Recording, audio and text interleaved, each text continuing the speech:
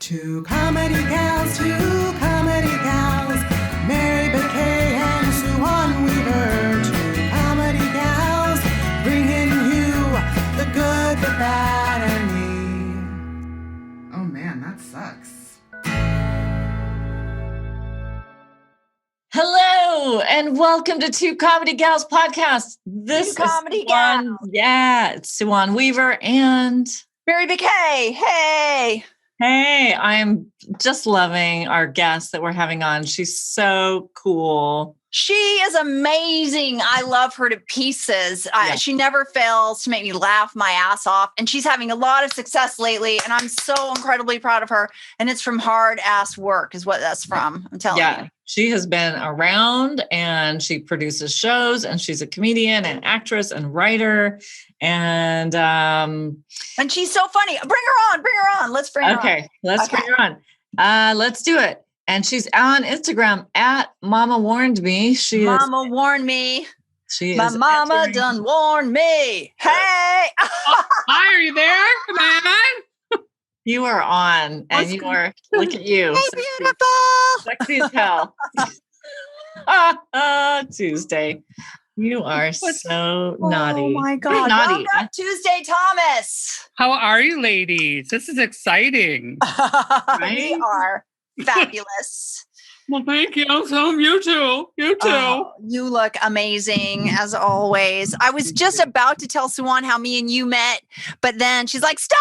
Wait till we bring Tuesday in. How did we meet? Do you remember? It was that women in comedy thing. Remember that fiasco-esque? You know what? I thought about talking about another aspect of that, but yes, it was that thing that, and God, that pissed me off. Not you. Know. You were the only saving grace of the whole freaking day. You know what? And I really vibed with you. And I'm like, yeah, she's right. This is bullshit. And I equally felt the parts of the day were equal bullshit too. So we were on the same wavelength. Because the thing was, I started a year before with that person in charge of that at their home. And they said, I'm going to do this. And I would appreciate anybody who could help me. And I kept saying, I'll help you in any way. Let me know. And then it got to a point where it was like, well, why don't you give me some tickets to your show to like raffle off? I'm like, whatever you need. I've been telling you that. For like 9 months. I've been telling her that. And then I get there that day. And not only are there no tickets to my show that I had sent her, other bullshit happened. And I'm like, you're I don't know how family oriented you guys are here, but you're a cunt. Oh my God. No, I felt the same way. I was supposed to do interviews of some of those panelists, like we did at the time, kind of like Instagram Live interviews. And not the one we're talking about, but someone above them in the national organization decided that I should not be allowed to interview. And like, they just went like, oh, we don't need you to do it. And I was even like on the board. So yeah, I was. Oh. Yeah. Yeah. I was told shamed to put my flyers for the show on the raffle table, and they would make up a sign that says, we're going to raffle off tickets. This is last second, Yeah. So I did that. And the girl who was running the raffle table, the minute I walked away, I turned around real quick. She took all my flyers and she dumped them in the freaking garbage. Oh my God. She took the sign I was told to make and threw it away. And I went back and I said, why did you do that? She goes, it just doesn't look right. I'm in charge of this. You're not. I'm like, yeah, but, and I pointed to the head person. I'm like, she told me to do it. And she's like, yeah, she didn't tell me. And I'm like, okay, wow, no. I thought this was women empowering other women. And it's what it was all about. And every turn, I'm getting somebody being a bitch to me, except for Mary. Mary was the only, and in the audience, attending, I ended up meeting Charlotte Langley. I met her too. And Harry Kavanaugh. Love her. That's where I met the two of them. Yeah. And so as far as it goes, I met 3 wonderful people, but it was like well over 100 B words in there. Yeah. That I had to deal with. I'm like, this is a woman's empowering women thing, and I'm leaving feeling like a piece of shit. Yeah. So I don't, it wasn't a good experience all the way around. But except the good benefit was, hey, we met each other and became friends. Right. Yes. Exactly. I mean, there's, it's so funny to me, the woke liberal white woman bullshit. I just shake my head all the time with that. It's like throughout the whole Bernie Sanders thing. I mean, yeah, that's why the person in charge of that did not like me, is because I wanted Bernie in the primary and not Hillary in 2016. Oh my God. She hated me because I was told by her I was not a feminist. And I said, oh my God. For me, it was the woman at the national level who wanted us to fundraise from our community, people who we know, get money and send it to national in Chicago. Send it to national in Chicago. Basically, to just milk women comedians for money. And I was like, we don't have money. No. Wrong group for looking for money. I mean, that's my thing was like, isn't a feminist somebody who can make up their own mind and do whatever they choose? Exactly. No, exactly. You're telling me I'm not one because I won't go vote for Hillary, and you won't even ask me why I didn't like Hillary. Yeah. And you know what? A lot of times, honestly, they were not accepting the reasons why you didn't like Hillary. Because I had conversations with people for why I didn't want to vote for Hillary. Sure, at a certain point, I was like, all right, we're all going for Hillary. And then I just did it, most people. Well, there was it was twofold for me, because number one, I have family in upstate New York where she ran. Oh, yeah. And she promised them the world. My mother had pictures because my mother campaigned for her. My mother had pictures of them together. She was so proud of. And then when Hillary got elected, she didn't do a damn thing for upstate New York that she promised. So really? I didn't know that. I thought she actually got some stuff done in New York. She got it done for New York City. The people that she needed to change that kind of the money people, conservative, that kind of conservative upstate area. She needed to pull that, so she promised and never gave them anything. And my mother said to me, she's mid to late 80s now. She said, I always wanted a woman president. I worked my whole life to try to see that. I wish I could see it, but I will not vote for that woman. Wow. I want the right woman, not that woman. The other thing for me was, and this is something that very, very few people can grasp. It doesn't matter whether it was warranted or not. She was a flawed candidate because of all the stuff that was being thrown against her. Yeah. And it doesn't make all that stuff true. Right. I never once said any of that stuff was true. Totally. I would say there's no way she can win because she's up against that. Yeah, and we saw that. Right. Like she could not be the machine. Yeah, right. I Bernie agree. could win that, but I was a traitor because they were telling me that I'm agreeing that those things that are true. And I'm like, that's not what I'm saying. You're not listening. Oh my God. I feel you.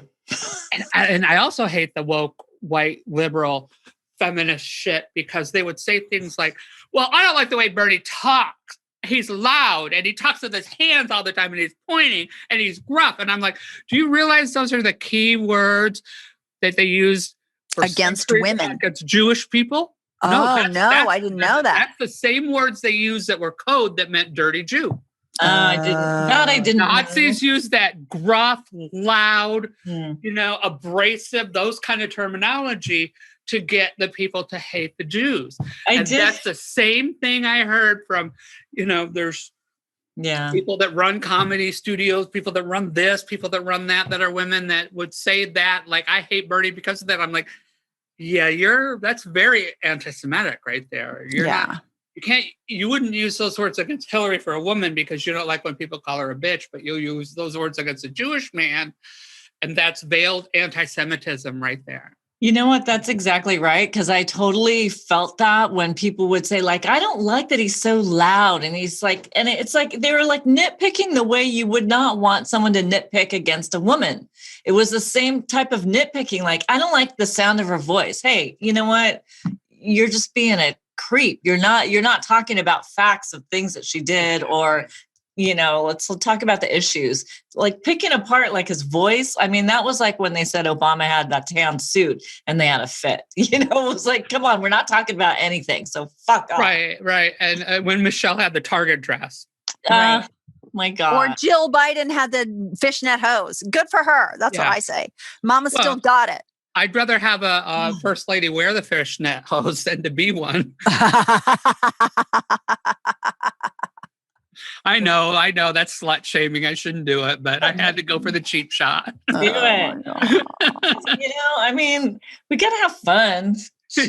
Like, well, that's the problem with the woke culture. Is like there's like they don't want to have fun. They don't want you to have fun, and it's like, all right, okay. I hate the fact that they say because there's the biggest hypocrites when they say we want to smash the patriarchy. It's like, no, you don't. You want to replace the guys in charge of the patriarchy with yourself so you can use the same patriarchal system and gatekeep.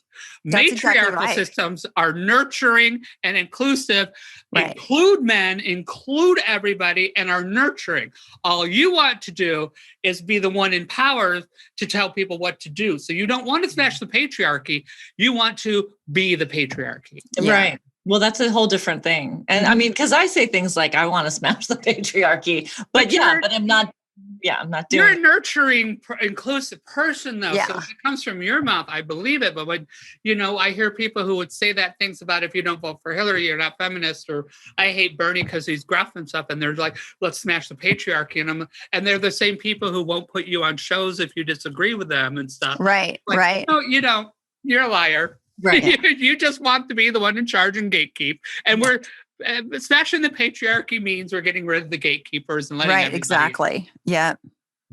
Yes, that's great. We know what you mean with those parking lot shows. But in the end, you know what? I wanted to have Hillary win. Of course I did. I mean, You know what? God. I mean, well, I watched that. I don't want to go too much into this, but, I just watched that documentary recently on Hillary on Hulu.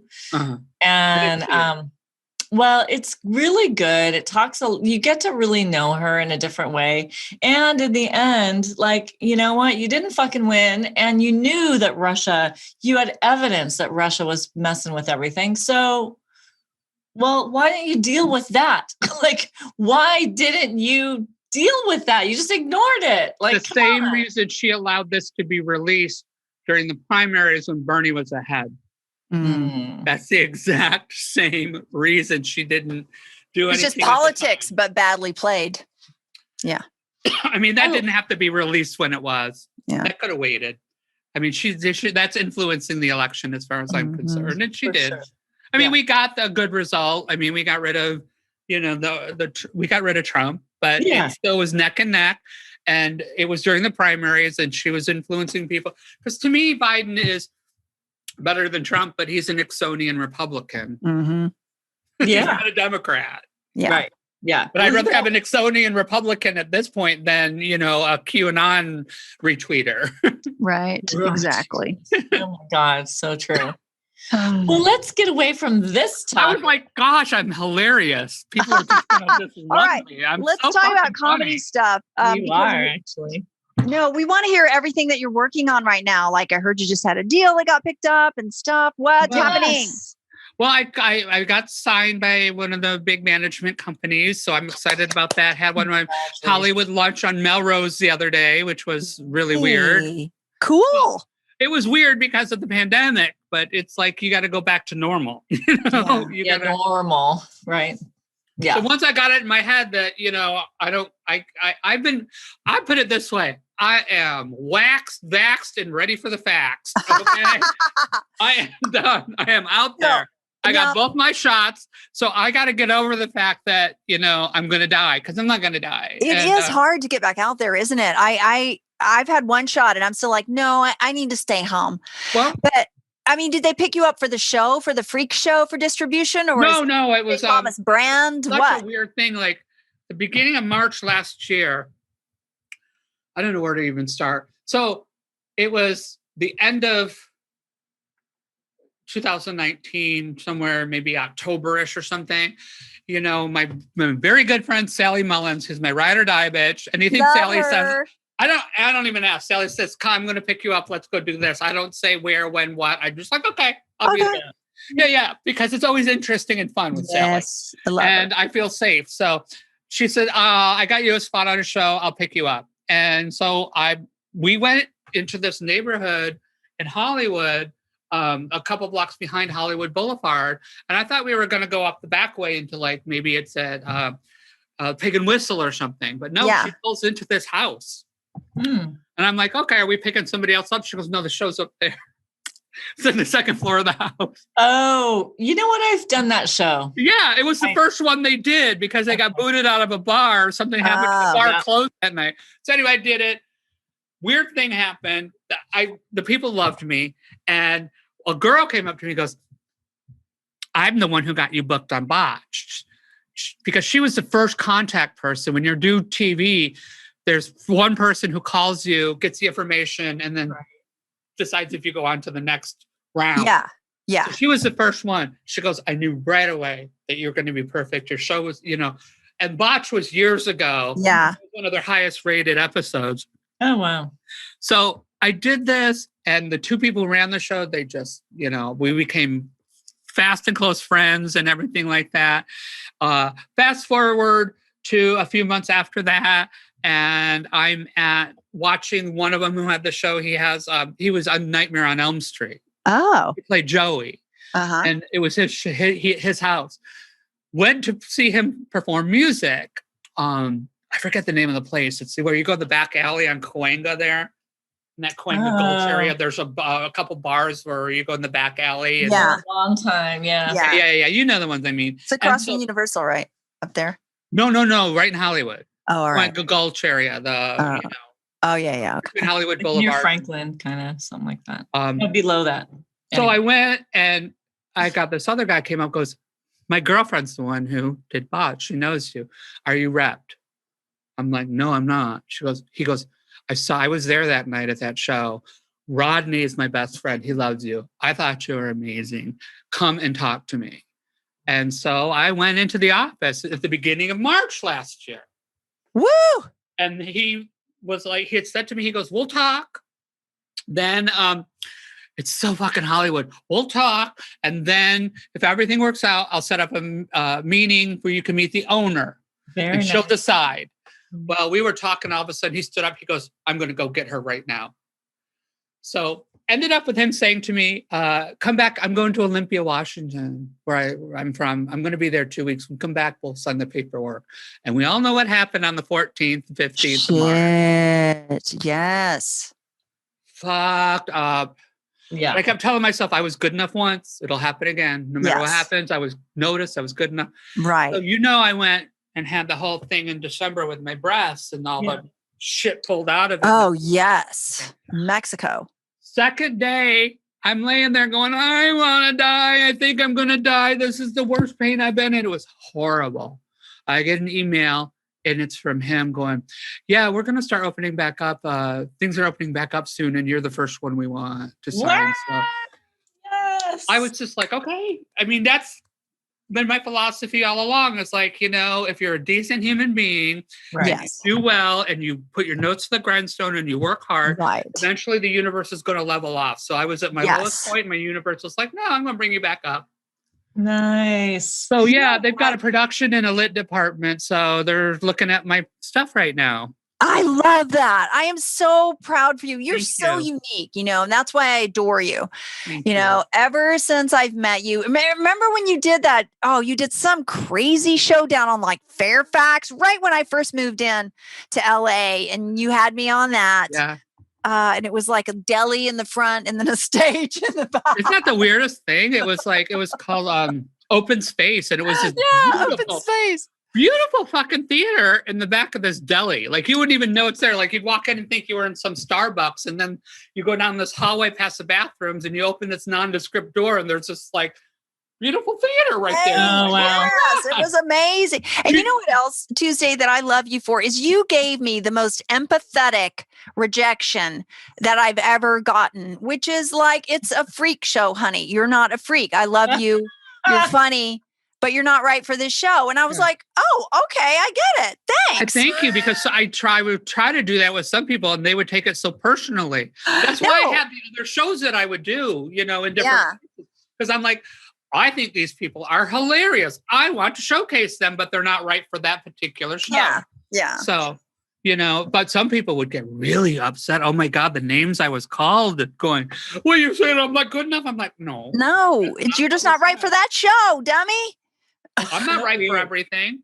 Yeah. You know what? That's the thing about this is people take things way too personally. It doesn't really, on anyone's show. There's so many factors that go into booking somebody, and it's like, okay, well, like maybe it's just the timing, and to take things so like, oh God, like why isn't this happening? It's like I don't even fucking know. Like if I'm booking, it's like, well, whatever. There's a lot of shit that goes on, and it's a lot.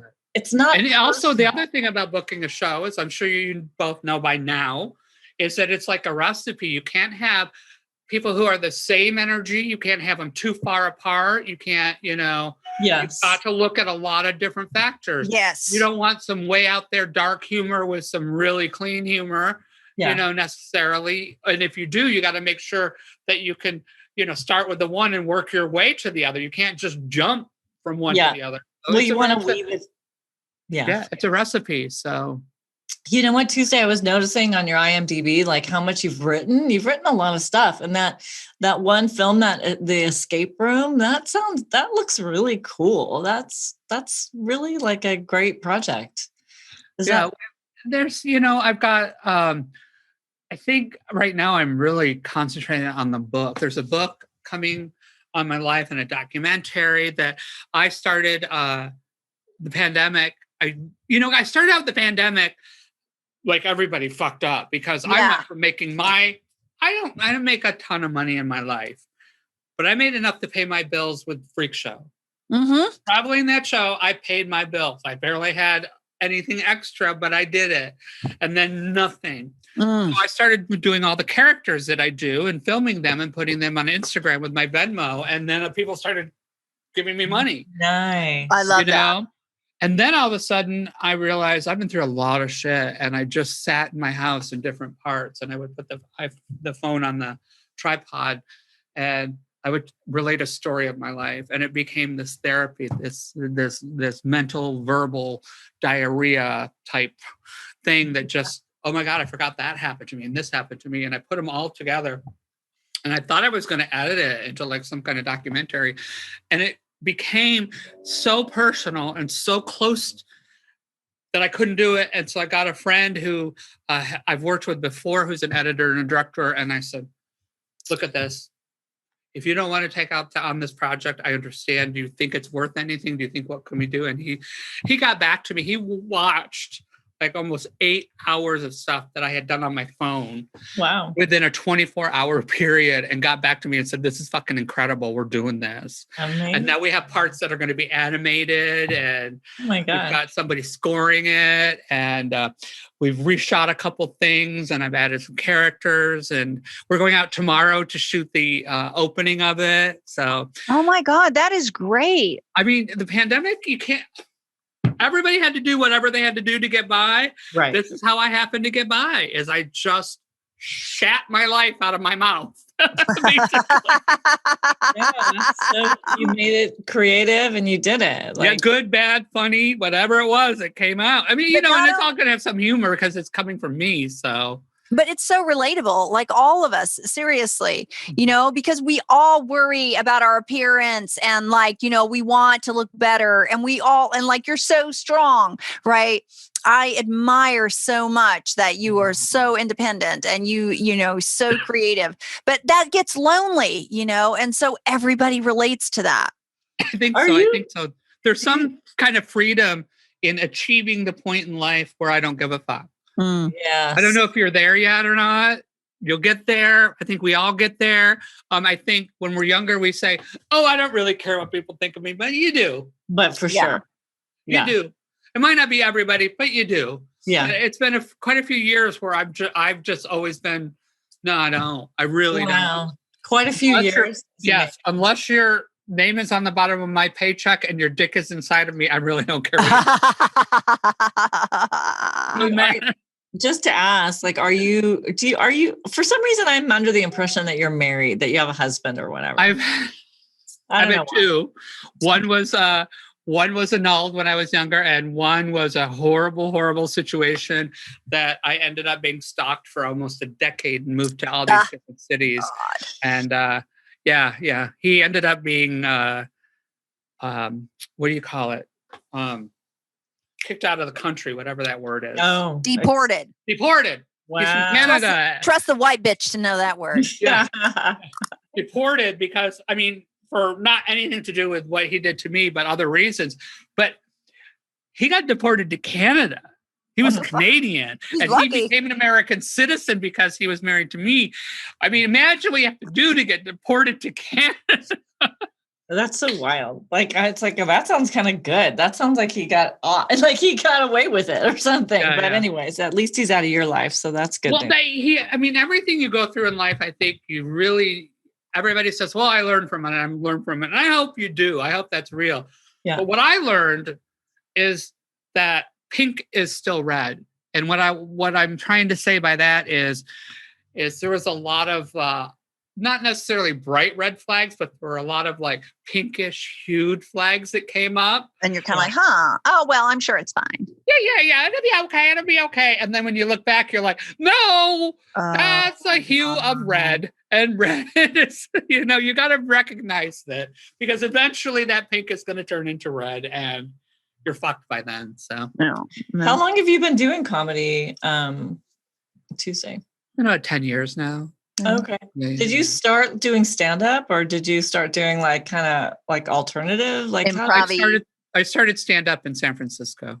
Oh. Yeah. And I started stand-up and I did really well. I mean, of course, everybody's new and you're not, I mean, I look back and I'm like, that wasn't that good, but it was good enough where I started getting bookings from open mics and stuff. So, I mean, and fairly quickly compared to other people who were at the same amount of time I was. But I also did things like I decided I wanted to learn more. So I took improv classes. And it wasn't because I wanted to do improv.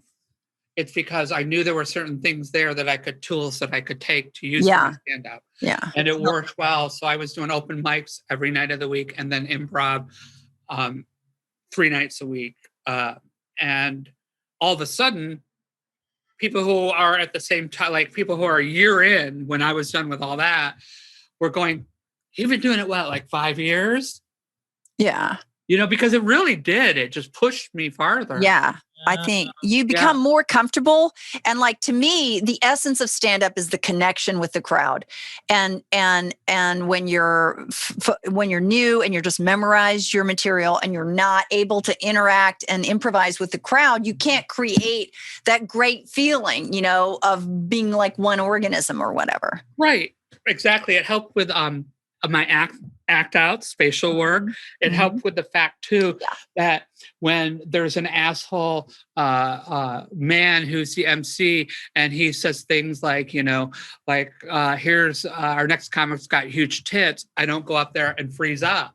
Right, exactly. Because I've taken the improv and I know how to like get through that because initially when that would happen, and it happens, there's always that one and until you learn how to deal with them. Yeah. And then I would freeze up and it would just blow my set. But the improv helped me because then I could say, well, yeah, I mean, they're huge in comparison to your 1-inch dick. And then, I knew how to come back at it. Yeah.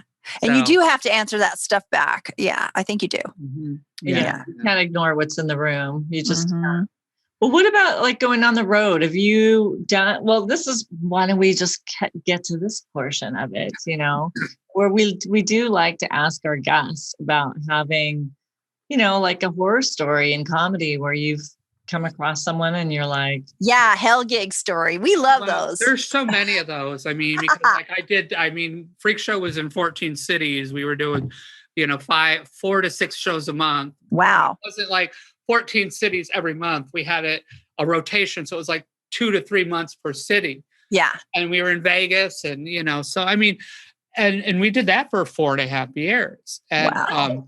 So there's horror stories. Yeah. There's a lot of different ones out there. I mean, there's ones, of course, there's always the ones about guys who want to fuck you. And, a guy giving me a ride home from a show and saying like, I want to help you and give me a call anytime. Here's my card. And when I'm in the passenger seat and I turn over and look and I go to grab the card and his dick is out of his pants. There's about the guy who wanted to like, give me some tags, and he's fairly well known. And I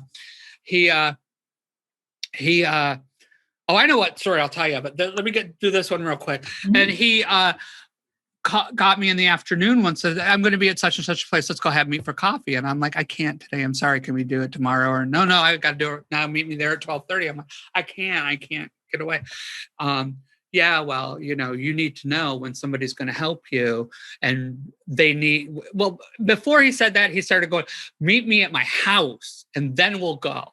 You know what that means. Jesus. And I couldn't even do that even if I wanted to suck his dick. I couldn't have met him. It was honest and I couldn't get away from the house. And I kept trying to change it to go, let's meet at the Starbucks or wherever it was at the time.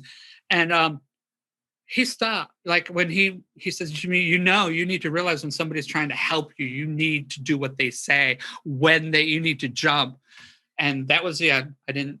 Year and a half didn't see him, and all of a sudden I'm up for a role in like a game show type show, and I'm in the audition room. There's two other people in with me. They're taking us in at 3 at a time. There's a room full of people waiting to come in. There's a window in the audition room too. So she's talking to us. She's laughing hysterically at me. She's like, "Oh, you're great. I love you." And out of the corner of my eye, I see him walk by. Ooh. He stopped. He looked in the window. I walked down the hall. I don't know what he's doing there at the time. But then all of a sudden, the woman auditioning me gets a call. Really? Oh, okay. And she looked at me. She goes, "I'm sorry. The spot's been filled." But nobody else is being sent home. I'm the only one. He's a producer on that show. Oh. Jesus. Here's the biggest hell gig, I think. It just came to me. I ran a show at the Punchline in San Francisco, even after I moved down here, sold out monthly. So I would come down here, I lived down here, and I would go up there once a month, put on this show. I gave this fairly well-known male comedian. It was called Estrogen Entree with a Side of Balls. It was all women, one man, and a gay guy as an honorary woman. Right. So this was like the single man on the show, and he lives down here. He started talking to me from hanging out at the Comedy Store. I thought he was cool. He's supposed to be all this woke feminist person and everything, so I thought he was safe. One time he saw me at the Lexington open mic, and we decided to go to this other open mic that was on Melrose. It's now in Koreatown. So we went there. So I thought he was cool and everything. So I said, okay, went up to San Francisco, got the show. You want to be booked as a man? Because I knew he was also from San Francisco, the Bay Area. Yeah. So he'd be great. He goes, oh, yeah, I know tons of people. Yeah, they love me up there. I'm like, yeah, no, I heard they do. I'd love to have you on at the Punchline. And so I went up and I organized radio, like real radio, like CBS radio. Wow. Okay, and he was going to come on some internet radio shows. And then the Punchline show, then there was a show in Santa Cruz the next day. Yeah. That we were going to go to. And then he said, I'll drive you home back down to LA. Here's the thing, before you even say it, it's like, you do trust the references. Like, if we hear that like someone's okay and they have a good reputation, we kind of are going to go like, like you're a known person. We want it to be true. We don't think that all guys are assholes. I don't think that at all. Nope. So I don't think that either. I love guys. Yeah. There's, Yeah. Anyway, so, okay. Yes. Please. So we were going to do that. So anyway, he doesn't show up for the radio show. So the guy that runs the radio show, which I was a regular on that radio show, was CBS Radio. It was like a real radio. I mean, it's radio, but it was real. He's like, you can come on whenever you want, but I can't have you bring any gas. I can't take your recommendation. So he not only ruined that for me, ruined it for other people that I might bring up for exposure. And I don't blame the guy. Don't blame him for doing that at all. I was just happy that I was allowed back on myself. Yeah. Right? Because it was a panel of the show is based as a panel show and they needed 2 extra people. Now it's just me and this guy instead of the panel. Yeah. So like your Kind of voucher fucks up the format at the last second, you know, and he's still got to go on with just me and him. And that's not what he's been doing for 20 years. Yeah. So the Punchline show goes great and everything. Next day, he picks me up to go to Santa Cruz. He starts drinking when we get down there. And somebody says something to him at the show that he didn't like. And it put him into a foul mood. I mean, he was evidently a nasty, mean drunk. He started going up on the way home. I didn't realize how drunk he was. Okay. He started going out, leaving Santa Cruz. Instead of going south, he started going up the hills back towards the Bay Area. But I thought he was going to go to San Jose and come down. I'm like, whatever. I'm not. Yeah, there's a couple ways out of there. Yeah. Yeah. He's going to take the longer way, I thought. So he's going there. You know, have you ever been down there? The road's really windy down through there. And he's just going, and I'm like, oh my God, he's drunk. And he's looking at me going, so we're going to go up here. And what is the town that the Winchester Mystery House is? Campbell. Campbell's the first town up on, you know, that you get to before you go into San Jose. He's like, starts talking about how pissed he is at whatever that guy said. And I'm realizing at this point how drunk he is. And he's driving really fast on these windy roads. And then he says to me, we're going to stop at Campbell at this hotel and we're going to fuck. Oh, God. And I'm like, no, we're not. Yeah, we are. No, we're not. And he just gets madder and madder. He ends up taking me all the way to San Francisco. I can't get out of the car. Not stopping for gas or anything. We get to San Francisco and he drops me off on Castro Street. Oh my God. 1:00 in the morning. There's a diner off Castro. There wasn't Orphan Andy's. It was another one that closed because I mean, I had lived in San Francisco. I can't remember the name of the diner or the street now off the top of my head. But he decided to drive. He stops in front of it. He goes, get out. I'm like, you said you were taking me home to LA. We're going to LA. I decided I don't want to go to LA. I don't want to go to LA. I'm going to stay up here. And I'm like, so. And why Castro Street is so weird? Like, well, because it's just the way he came back in. He just drove and he dropped me off. Well, not Castro. It was Market near Castro. It was about 3 or 4 blocks away. I'm sorry. It wasn't Castro Street. It was Market. I misspoke. Yeah. So I'm just like, what the fuck? I've been fighting off the advances. I've been fighting off his anger. Then he got quiet. So I thought everything was fine. And I've got my bags in the car because we were going to go home. Yeah. Jesus. I mean, if he had known that he wasn't going to take me to LA, I could have walked across the street from the bar to the Greyhound bus station in Santa Cruz. Yeah. But he takes me all the way up there, drops me off. I try to call Megabus and the Greyhounds. The next bus isn't till 6:30 in the morning. It's 1 in the morning. Oh my God. I got like hardly any money. I mean, I literally have like $5-6, you know, and I'm just like, what am I doing? What am I going to do? So I said to the waiter, I'm like, something really bad just happened and I'm going to be leaving and I've got to take the bus out in the morning and I got nowhere to go. Here, I think I might have had a $20 bill. I said, here's a $20 bill. Just give me a cup of coffee. Can you please just let me stay here? And the guy was like, no problem, sweetie. Just don't bother anybody. And I didn't. But I've seen that guy since. I've been at parties at people's houses where he shows up and everybody's like, oh, I love you. You're such a girl. Don't you love him? He's a great fighter for the feminist movement. And I don't dare say anything. Do you ever talk to him? I mean, has he ever talked to you? He has said hi a few times, but I know that there's a lot of people who look at him as like a fake ally, but there's a lot of women who they just flock to him because he's such a nice guy. Isn't he so nice? And this really pisses Who's going to believe you, though? Who's going to believe you? That's the thing.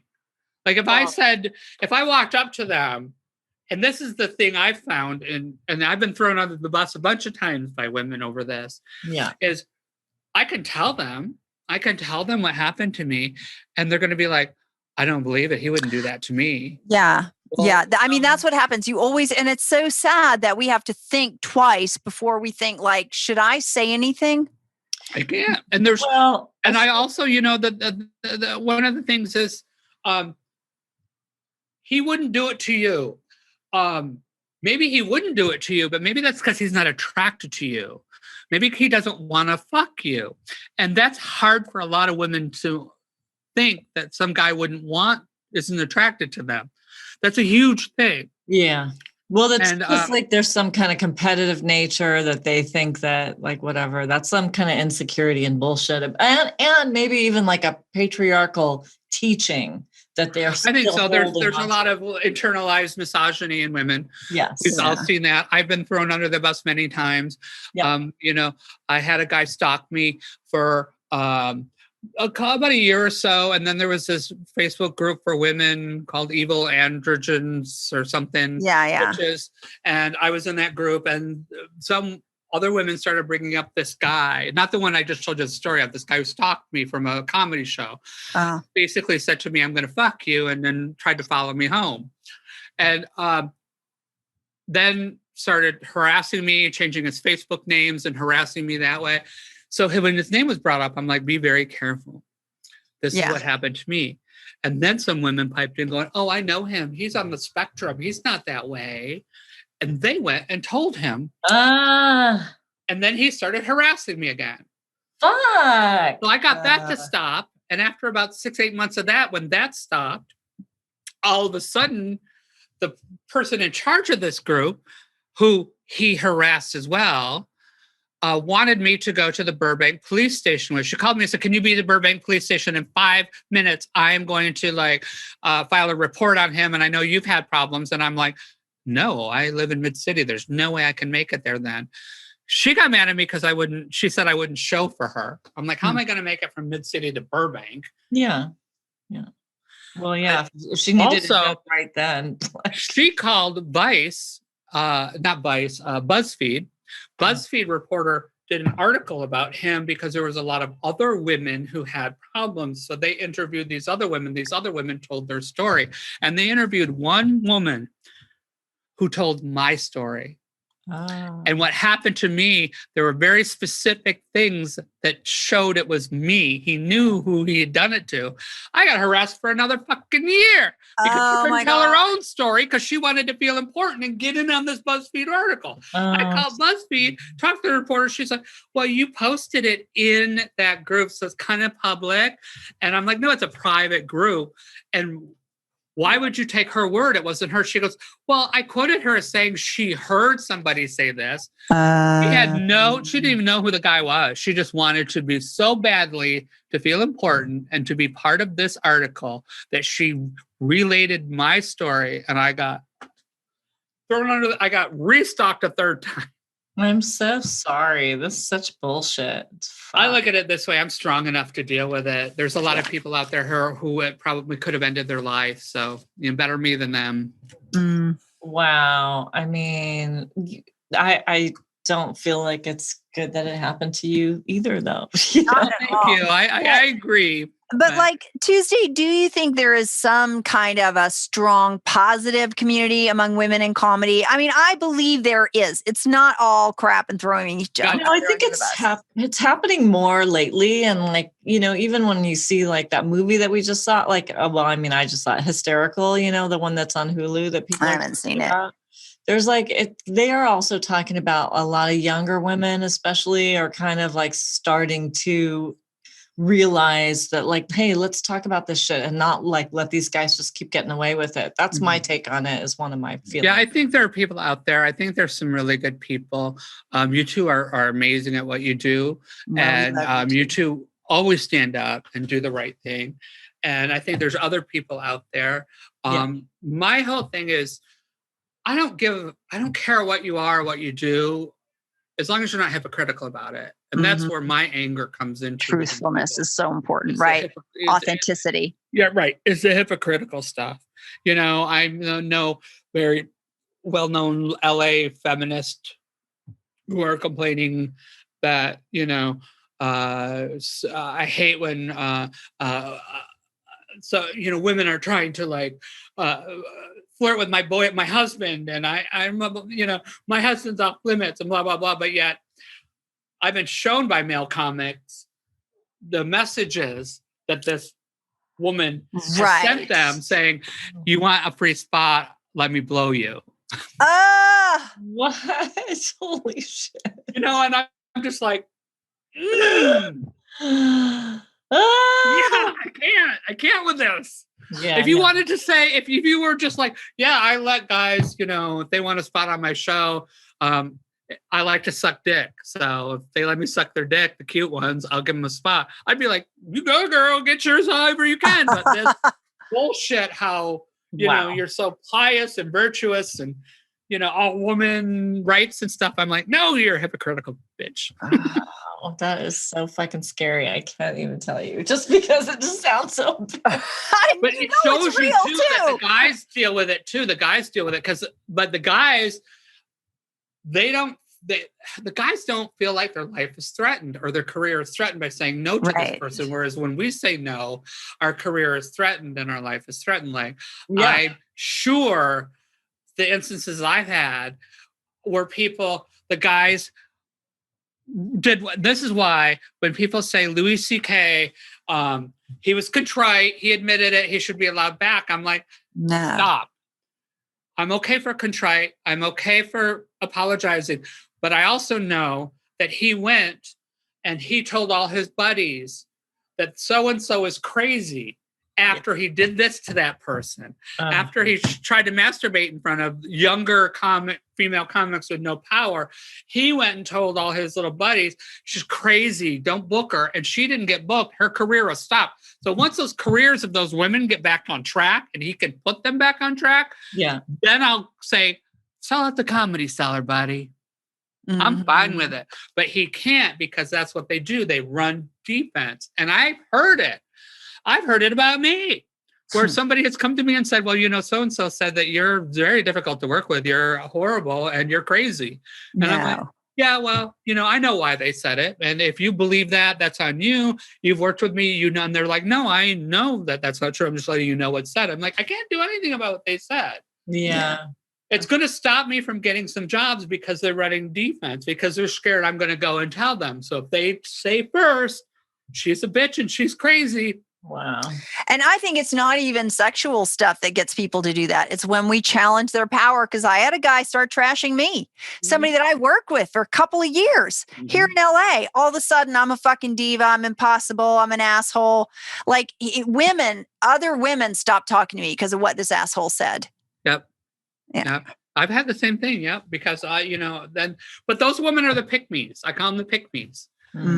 They're willing to sacrifice their soul just to get that spot. Certainly their integrity. Yeah, I agree. Although one of them did come back later and go like, oh my God, I should never have believed that shit. Yeah, I'm all for forgiveness too. But as long as you're contrite, as long as I see contrition and you trying, I'm like, yeah, let's start over now. Yeah. But like I said, with the people like Louis C.K., they could say all they want. Like he should be able to make a living. He paid his dues. He said he was sorry, but I'm like, no, there's a lot of women, and we will never know how many he fucked their career, stopped it. Yeah. How many quit because of him? How many couldn't get work because of him? All that stuff. And that's the issue for me. And all that he said, she said. I know. Well, you know what? I think we're close to wrapping up. I just have one more question, which is, holy shit, are either of you two ready to get back out there and do this shit 8 days a week again? Well, I don't know about 8 days a week, but I think I'm booked at that Pan Pacific Park show next yay. Oh, good. Oh, yeah. But I'm ready to because Friday will be my second week after the second vaccine. So great. At that point, I'm just like, so you're fine. So weird are we going to be able to get booked though? There's going to be so many people. Are there any shows, right? We don't even know, and everything's on Zoom now. It's weird. Yeah. Yeah, I don't know about running back out and doing the same thing that I was doing the way I was doing it. I feel like whatever is going to happen is going to just, I don't want it to be like that. I don't want it. It shouldn't be like it was. It shouldn't be. And I think the people who spent the pandemic trying to figure out how to pivot and actually pivoting, which is, I think I'm fortunate because you of my did. age and wisdom. Yeah. That's what I did. I realized something's going to be different. I don't know what. Let me try this. Yeah. And it worked for me. I think the people who tried something, even if it didn't work for them, they tried to pivot. It's going to work. Something's going to come for them. Yeah. Because the whole just staying on Zoom and the whole way it used to be, it's not going to. Yeah. And it's what's hard for me is I feel a certain amount of pressure and I feel a lot of anxiety about safety again, because I haven't had to be walking through dark bar parking lots in Hollywood at 1 a.m. Yeah. But now I'm going to have to start doing that again. Well, yeah, you really should get more protection too, because the world is rougher out there. Yeah, the amount I do. Of people who are, lost their homes and their livelihoods, the desperation. It doesn't matter that we are fortunate that we still have our homes and we got backs and stuff. Somewhere to live. There's a lot of people that didn't, and there's a lot of desperation out there. Yeah. And that's where that's where the majority of violence comes from, is desperation. Yeah. So make sure you have, chemical spray, or you have something, or I got a zapper. Yeah. Whatever you have, and just be ultra aware, because it's still rough. I mean, I drive around, I don't have a car, but my friends take me out on rides and stuff to get me out of the house.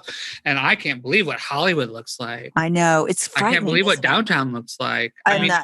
Yeah. I live in the area the riots were in the 90s. You would think my area would be but I'm all gentrified now. They're building new things, and I'm like, it's bad in parts of the valley. Coming in. There are closed up businesses. I know one that's a car wash, and there's a huge homeless encampment. Like it used to be a car wash. And so people are living in there in those lanes that are covered and have tents. Well, I was working downtown until recently, and downtown is completely different than it used to be a couple of years ago. I mean, it's like home, it's just, there's a real problem. There's a real everywhere. I mean, I know all my New York City people are saying the same thing. It doesn't matter where you go, it's everywhere. So that's one of the big reasons why things aren't going to be the same. First of all, like all the businesses, who's going to run the shows, and all those those cafes aren't going to come open. Yeah. Where we were at before. The big clubs are going to only have to be 25% capacity. They're not going to make enough. So what I think they're going to do is they're going to combine with Zoom. Yeah. And they're going to still do Zoom shows. Right. Mm-hmm. They're going to make people around the country come see a show at Oxnard Lebanon Live with big headliners. People like you and I aren't going to be able to get into those shows. Yeah. Zoom prices are going to go up. So the people who have Zoom shows out of their house, would you want to see somebody who's mid-level or lower do a Zoom out of their house or their business, or pay the same price and go see, Patton Oswalt at Oxnard Live on Zoom, That's the thing. And then Zoom is going to raise their prices per month because they can get it from these bigger places. Yeah. So we'll just wait and see. But all right. Well, Tuesday. Oh my God. Thank you so much. Fast. I love you guys. Thanks for having me. We love you too. Thank you. We love you so much. We've got your Venmo at Tuesday Tea, and we also have Warned Me, Freak Show LA. Those are two of the big things you can find me on. And, all right. You have anything you want to promo before we? No, just keep your eyes open, because some stuff is going to be coming out by the end of the year, and it's all going to hit at once. And whatever. Oh, we can't wait. I'll still say hi to you guys as I drive by. Thanks. Yes, please. Yeah. All right. Well, thank you, Tuesday. Love you, ladies. I got to go to a Broadway comedy club show right now, so I'm going to switch over. Okay, all right. Bye, babe. See you later. Love you. That was so awesome. I love Tuesday Thomas. Okay, so Mary, we'll see you soon. That was great.